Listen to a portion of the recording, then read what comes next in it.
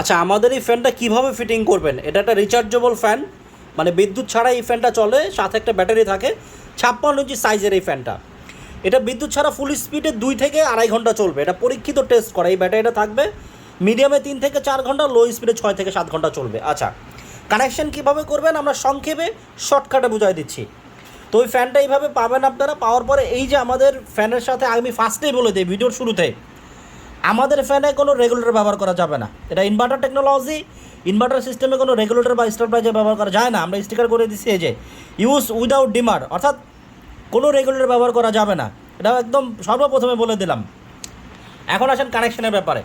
আমাদের ফ্যানে 2টা কানেকশন আছে। একটা হচ্ছে এসি 220 ভোল্ট, আমাদের এখানে স্টিকার করা আছে এসি 220 ভোল্ট, আমরা মার্কার পেন দিয়েও লিখে দিছি।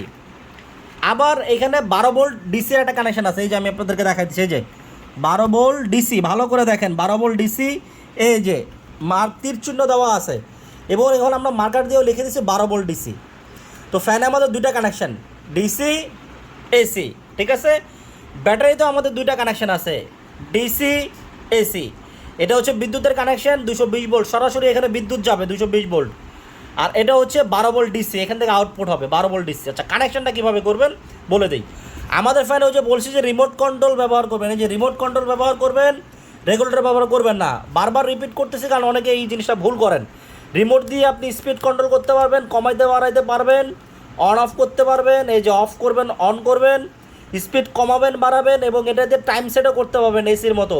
যে আপনি 2 ঘন্টা চালাইতে চাচ্ছেন, 2 ঘন্টাতে চাপ দিয়ে দিলে 2 ঘন্টা পর অটোমেটিক বন্ধ হয়ে যাবে। 4 ঘন্টা, 6 ঘন্টা, 8 ঘন্টা, মানে অটোমেটিক সিস্টেম আছে, এবং স্পিড কন্ট্রোল করবেন। আমাদের রেগুলেটরের কোনো প্রয়োজন নাই, রেগুলেটর ব্যবহার করবেন না।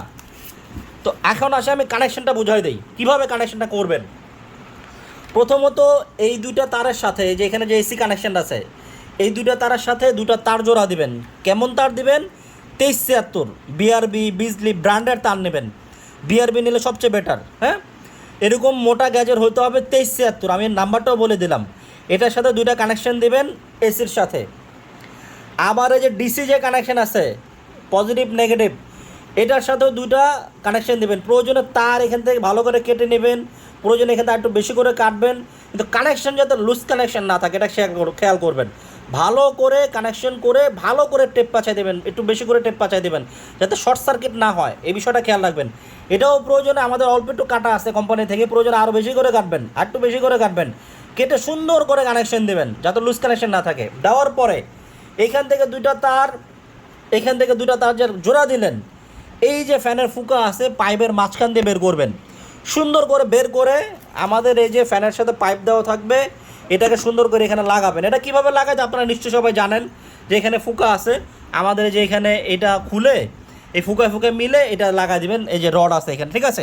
তো এইগুলো যারা আপনারা ফ্যান ফিটিং করেন নিশ্চয়ই আপনারা এগুলো বুঝেন, এগুলো আর আপনাদেরকে আমার বলতে হবে না।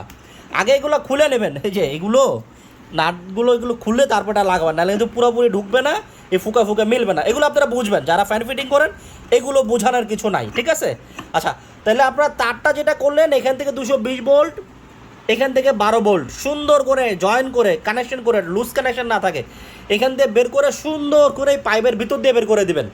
কিন্তু আমি বারবার বলি, চিহ্ন রাখবেন ভাই, কোনটা এসি কানেকশন বের করলেন এবং কোনটা ডিসি কানেকশন বের করলেন, এটা চিহ্ন রাখতে হবে। তা না হলে যদি উল্টাপাল্টা লাগান, ফ্যানের সার্কিট কিন্তু জ্বলে যাবে। আপনার যে এখান থেকে 220 ভোল্ট এই পাইপ দিয়ে বের করতেছেন, ওই তারটার ভিতরে একটা চিহ্ন দিয়ে দেবেন, যাতে আপনি বুঝতে পারেন যে এটা 220 ভোল্ট, এটা এসি বের হয়েছে। আবার এইখান থেকে যে ডিসিটা এখান থেকে বের করবেন পাইপের ভিতর দিয়ে, একটা চিহ্ন রেখে দেবেন যে এটা আপনার ডিসি কানেকশন, ঠিক আছে। নাহলে উল্টাপাল্টা কানেকশন করলে ফ্যান কিন্তু নষ্ট হয়ে যাবে ভাই, আমি আগেই বলে দিই। তো সুন্দর করে এখান দিয়ে বের করে দিলেন, এইখান থেকে 2টা তার নিয়ে বের করে দিলেন। দেওয়ার পরে আমাদের এই যে এই ক্যানোপি বড় যেটা পাবেন ফ্যানের সাথে থাকবে, এই যে এটা সুন্দর করে এখানে ঢুকায় দিবেন, এখানে বসে যাবে। আমি শর্টকাটে দেখাই দিচ্ছি। এই যে তারপরে এটাকে ঢুকায় এখানে বসায় দিবেন, এটা থ্রেড সিস্টেম, ঠিক আছে। তো আমি একটু দেখাই, দাঁড়ান। এই যে এটা এখানে এই যে গ্রুপে গ্রুপে বসে যাবে, এই যে দেখছেন, এই যে বসে গেল। বসে যাওয়ার পর আমাদের এই যে ক্যানোপি এটা আছে, এটাও এটার সাথে সুন্দর করে থ্রেড পেঁচায় এটা ঘুরা ঘুরা লাগাই দেবেন। আমি সংক্ষেপে আর কি বুঝাই দিলাম। তো এইখানে মোটামুটি কাজ আপনাদের শেষ। তারপর আমাদের যে ছোটো ক্যানোপি যেটা আছে, এটাকেও সুন্দর করে এখানে ঢুকাই দেবেন, ঠিক আছে। এখানে ঢুকাই দিলেন, ঢুকাই দেওয়ার এটা যতটুকু প্রয়োজন আপনার নামায় নিলেন, ঠিক আছে। এখানে একটু যে একটা স্ক্রু আছে এটা খেয়াল রাখবেন, এটা প্রয়োজন একটু লুজ দিয়ে নেবেন, ঠিক আছে। এটা একটু লুজ দিয়ে নেবেন, নিয়ে সুন্দর করে এটা এখানে ঢুকাই দেবেন। তো এই ঢুকায় দেওয়ার পরে এই যে ঢুকায় দিলেন, ঢুকায় দেওয়ার পরে আমাদের যে ব্যাটারিটা আছে, ব্যাটারিটা দেখেন হোল আছে, এটা ওখানে বসে যাবে। ঠিক আছে, ব্যাটারিটা ওখানে কী হবে, বসে যাবে। তো বসে যাওয়ার পরে আপনারা, আমি একটু ঢুকায় আপনাদেরকে দেখে, এই যে দিলেন, তারপরে ব্যাটারিটাও আমাদের এখানে কী হবে, এইভাবে সুন্দর মতো, এই যে ব্যাটারিটাও সুন্দর মতো ঢুকায় এইভাবে এই যে বসে গেল। ঠিক আছে, এই যে ব্যাটারিটা এখানে সুন্দর করে বসাই দিবেন। তো এই ব্যাটারিটা সোজা করে, আচ্ছা হ্যাঁ, সুন্দর করে বসাই দিলেন। বসায় দেওয়ার পরে আপনারা মনে রাখবেন ভাই, এই যে এখান থেকে যে তারগুলো বের করছেন এসি ডিসি, আমি আপনাদেরকে বুঝাই দিই। এই ধরেন এই যে আমি এখানে দুটো তার দিলাম, আমি আপনাদেরকে বোঝানোর স্বার্থে এটা এভাবে ভিডিওটা করতেছি, কারণ ফিটিং করে দেখাইতে গেলে অনেক সময় লাগবে। তো এই যে এখান থেকে দুইটা তার, আর এই যে এখানে ধরেন দুইটা তার, আমি আপনাদেরকে এই যে বুঝাই দিচ্ছি, আপনারা বুঝেন তারপরও বুঝাই দিচ্ছি আমি, হ্যাঁ, জাস্ট মানে বোঝানোর শর্ত। আচ্ছা, তো এইখান থেকে আপনার মোট 4টা তার বেরোইছে। এখন আপনার তো চিহ্ন দেওয়া আছে কোনটা এসি আর কোনটা ডিসি। যেমন আমি ধরেন এখানে একটা নর্মাল একটা চিহ্ন দিয়ে রাখছি, এখানে আমি একটা গিফটও দিয়ে রাখছি, আমি ধরে নিলাম এটা এসি তার, মানে আমি ওইখান থেকে এটা গিফটও দিয়ে রাখছি। অথবা আপনারা চাইলে এখানে একটা কস্টিপ পাচাই দিতে পারেন, মানে আপনি টোটাল কথা যেইভাবে বুঝতে পারেন যে কোনটা এসি কোনটা ডিসি। আচ্ছা, তো আমি আমার এখানে ধরে নিলাম এই যে গিফটও দেওয়াটা হচ্ছে আমার এসি কানেকশন, আর এই যে গিফটও ছাড়া যেটা এটা হচ্ছে আমার ডিসি কানেকশন। তো এখন আপনি কীভাবে কানেকশনটা করবেন, এই যে গিট্টু ছাড়া যেটা এটা হচ্ছে আমার ডিসি কানেকশন।